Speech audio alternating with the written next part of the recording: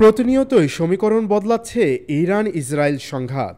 ইসরায়েলের বিরুদ্ধে ইরানের পাল্টা ক্ষেপণাস্ত্র ও ড্রোন হামলায় সরাসরি কয়েকটি গুরুত্বপূর্ণ স্থাপনায় আঘাত হানার পর বিস্মিত বিশ্ব।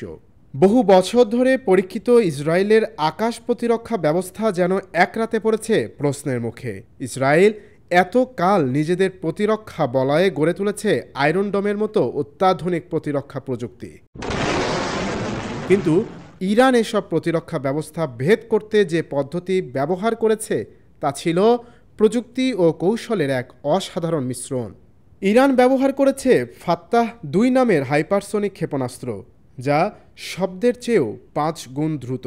এই ক্ষেপণাস্ত্র প্রচলিত রাডার ও প্রতিরক্ষা প্রযুক্তিকে বিভ্রান্ত করতে সক্ষম।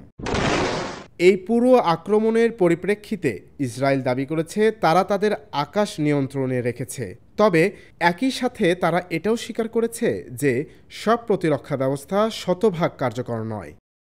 বিশেষজ্ঞদের মতে এই সংঘাত যদি দীর্ঘায়িত হয় তবে দুপক্ষই অস্ত্র ও প্রতিরক্ষা সরঞ্জামের ঘাটতিতে পড়বে।